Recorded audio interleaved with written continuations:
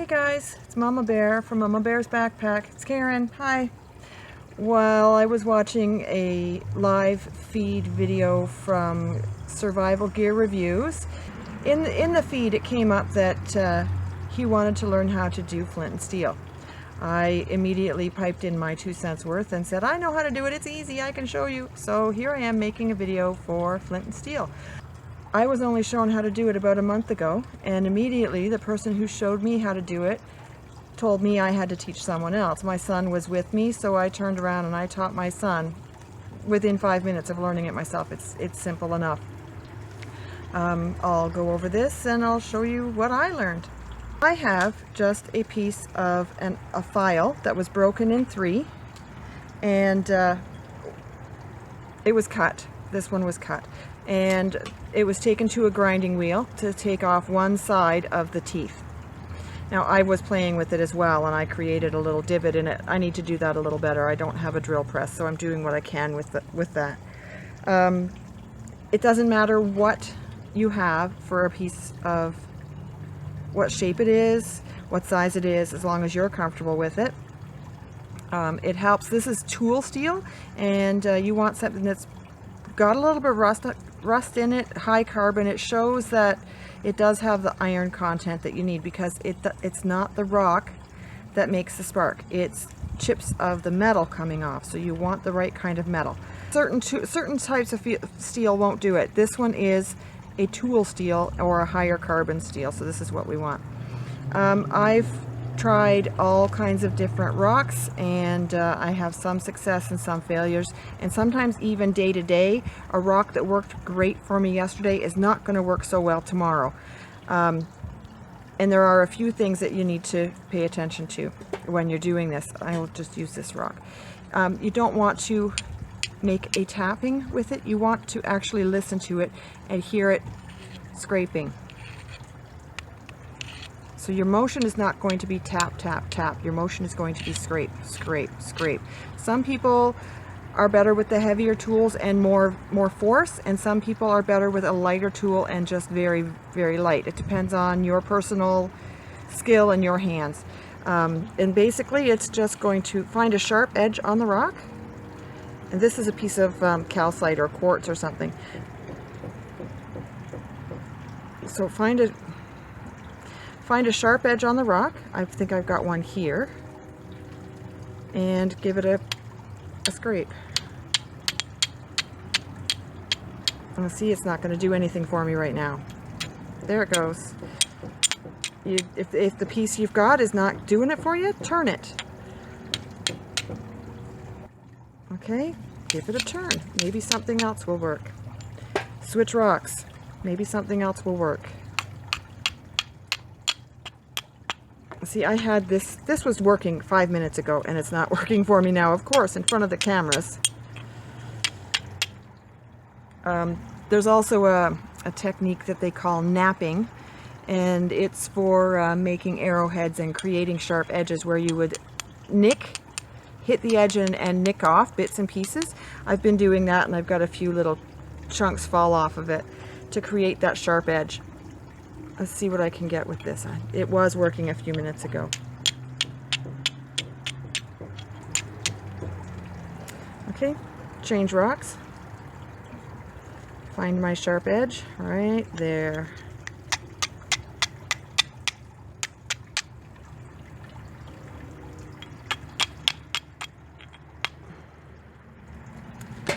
Okay, and see, this one wasn't working for me earlier. Let's try this now. Oops, I just napped a piece right off of it, but it sparked when it did it. Okay, once you get that, turn it around, twist it, fidget with it, find out what works for you. Okay, because we are in extreme fire conditions right now, I don't want to do this on the ground. I don't want to do this out in the woods. I want to keep it where I can have a garden hose nearby, so I can put anything out that I get into, because it is just so high right now. There are fires in Algonquin Park, and there's a huge area that's under fire bans, and some of these are going to work and some of these are not going to work. Let's try that rose quartz again. I did get a sharp corner off of that. Quartz works fairly well in most cases. This one's some granite with quartz mixed in it, or pink calcite with quartz mixed in it. I'm not exactly sure, but it's kind of crumbly, and if you have a crumbly stone, you might get some spark, but it might not track like it's huge. One, who wants to carry that in their pack? And second, it's going to disintegrate before long. There's a nice sharp edge right here. Not working for me. Now, I have had this piece kicking around for a long time. Like, it used to be in my brother's fish tank when I was a kid, and yeah, I'm not going to say how old I am, but it's been around for decades. The amethyst, I haven't had any luck getting strikes off of the amethyst, but the quartz, the smoky quartz that's on it, I can get some strikes off of that. I hope the camera shows that. I will use a piece of char cloth to show you how this works.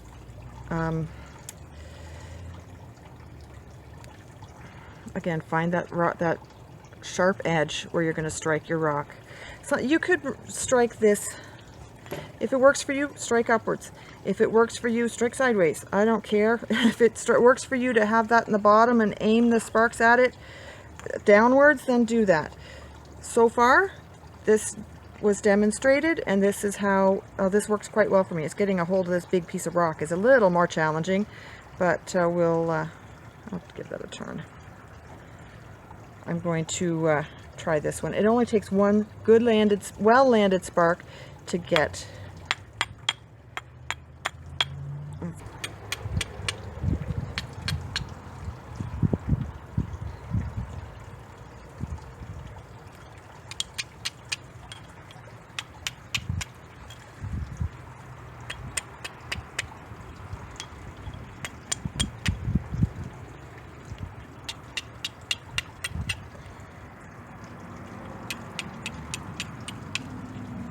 Okay, I think I have a stone now. Let's try this. I actually was napping this rock, this big piece I had, and a great big piece sheared right off of it, and it provided a whole bunch of sharp edges. So let's see what I can get out of this one. Okay, I'm working on this corner right here.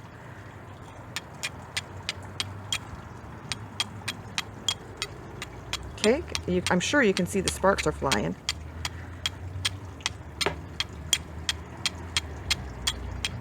And I'm at an awkward angle. I usually hold this much closer to my body. Oh, there we go. Oh, and it went out again.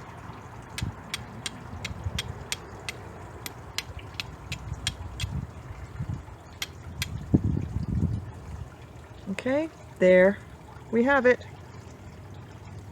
That will spread across there, like the heat spreads across a piece of charcoal, and you put that into your tinder bundle, and the heat off of that is incredible. So you put that in your tinder bundle. I want to try that again. Oh, there we go. Can you see it? There it goes again.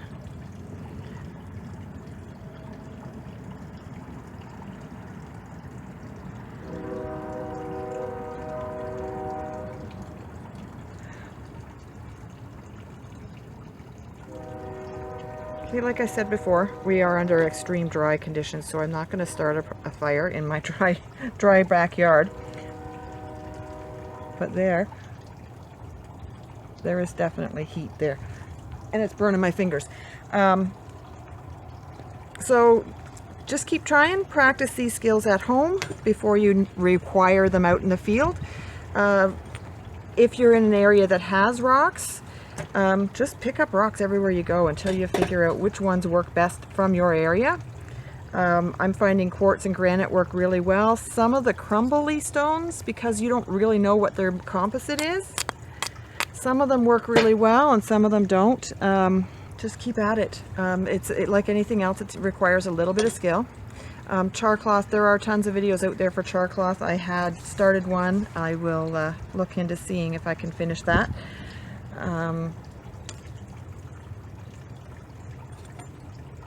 change up your striker if it's not working for you. Change up your rocks if it's not working for you. I have found that limestone doesn't work for whatever reason. My friend says that obsidian works great. I can't get any black or gray stones to work. I have to have the pink stones. I don't know why it makes any difference. This was the only not pink stone that I've got to work for me. And sometimes it's going to work and sometimes it's not. And again, you want that scraping noise, not tap. You gotta have your ears on what you're doing. And for me, it's a lot of wrist action. But my friend was telling me she's got a friend who has better luck striking upwards. And my friend who demonstrated this to me, she barely touches. And the piece of steel is a tiny little feather. And I just can't do that. I don't have that knack yet. I don't have that experience yet. But keep playing and keep turning that rock. Find a sharp edge. Keep going. You'll know when it's right. You get it, and then you can teach someone else.